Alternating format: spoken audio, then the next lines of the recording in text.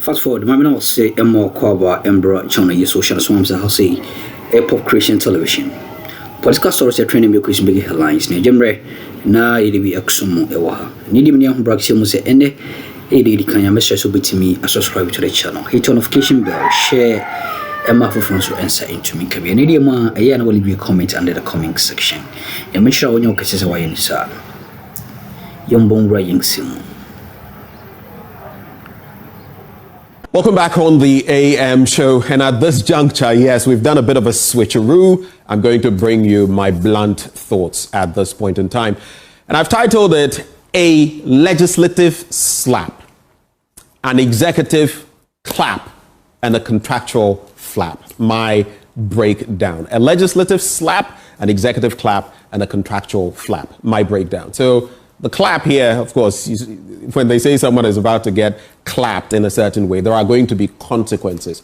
That will come through as I share my thoughts on the code of conduct as espoused by this administration and everything else. But before I set the ball rolling, I'm sure when I said a legislative slap, you caught on. I want you to watch this video in respect of the Save the Judiciary demonstration and what emanated from there in respect of the minority leader, Alexander, or should I say, Osahene Alexander Kwamina Afenyo Market. Watch this.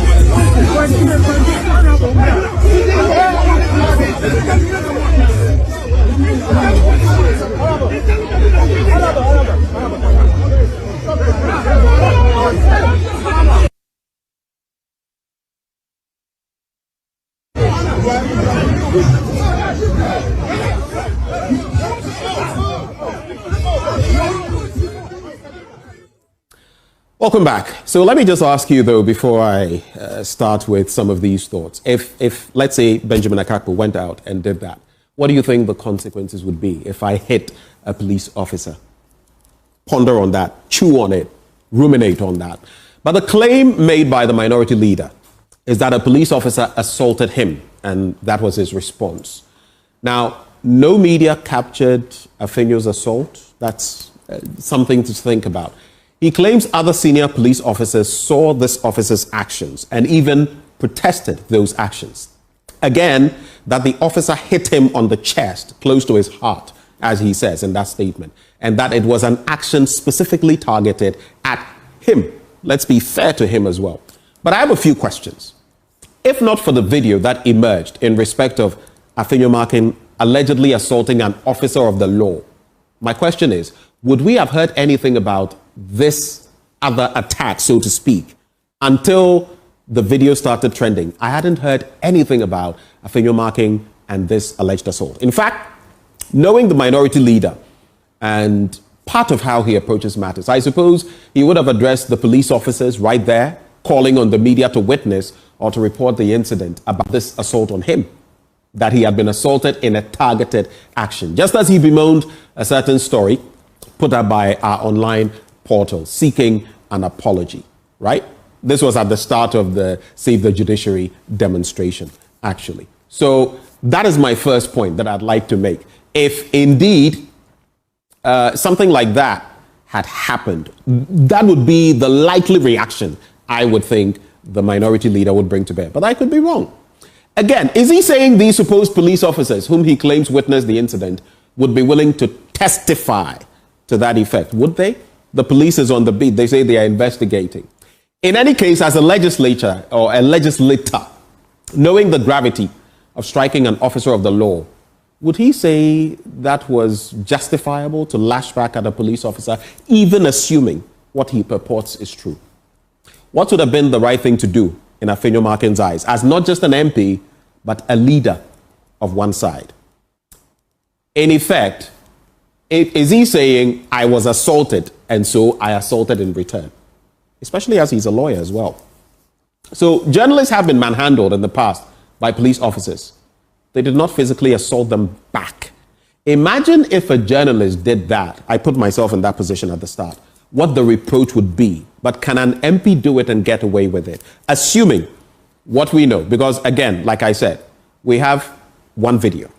We don't have any other video capturing what happened to Afenyo Markins, if it did happen. We saw what happened with protesters, some of whom were jailed under the previous administration for protesting against Galamsey in a demonstration that the state fought to stop. I'm talking about Democracy Hub. In this instance, state officials clearly suggest that this is a right and that there should be no impediments in the way of would-be demonstrators. And yet we see a police officer struck and called Jimmy for. Is that parliamentary? Is it becoming of a leader in parliament? Would it justify any previous actions, especially when, as a lawyer, Afenyo Markins knows his way to the court far better than most Ghanaians? We have seen the footage of the alleged assault. Where is the video to back his claim of an earlier assault by the police officer? And finally, if the minority leader's claim is true, was his alleged counter-assault on the same officer who supposedly hit him, since he mentions an officer's name and describes him as being light-skinned, fair, and all of that? These are all questions on my mind, and I'm hoping that it will proceed and that we'll get to know what the real truth is. But what has been the minority leader's, his reflection or what he has said on the matter? He says, without any provocation, a uniformed police officer stationed behind the barricade, Constable Forson, a tall, fair, heavily built officer, deliberately struck the left side of my chest with the full force of his right palm. That's a serious matter. And I don't see how, if that happened, I'm sure we should have some witnesses to attest to it, right? Again, he says, the impact of the hit dazed me. I was visibly shaken and short of breath. I had to lean against the wall. I mean, it hit him pretty hard, per what he said. So he had to lean against the wall at the entrance of Parliament House to prevent myself from collapsing. He even says he was taken to an infirmary of sorts and had to lie down on a bench. Whichever way, whatever the truth may be, all I'm saying is, let's get to the bottom of it. No one is above the law, not the police officer, not Afenyo Markins. And so we must know, get to the bottom of that truth. Let me also state that the video we played was courtesy of a different outlet, Jeff also, I believe. And so we're giving him his credits and his plaudits for that video. But moving over from the legislative slap, let's come to the executive clap, or if a clamp down, if you like. So Mahama sanctions officials over asset declaration failure. It's been 4 months, and he says 4 months' salary will be forfeited to the Ghana Medical Trust Fund for those who have failed to actually do what must be done. Give a record of their assets, make their asset declaration. Of course, there's all of them were going to give a month anyway, or is it 3 months? And now there's the addition. So if you go to the next slide, there's going to be an automatic dismissal if assets are not declared. And timelines, of course, have been given. Next slide.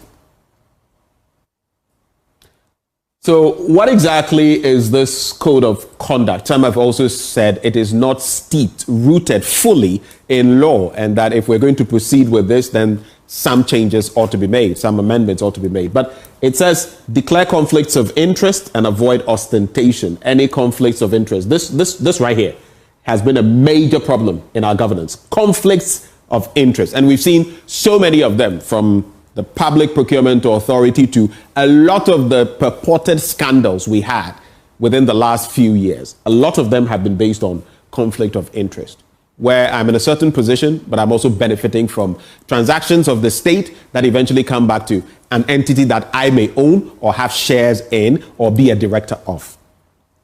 So avoid ostentation. No, or ostentatiousness, whichever way you want to look at it. No gifts from parties without government interest. And then declare official gifts above 20,000 Ghana cedis. Recently, there were those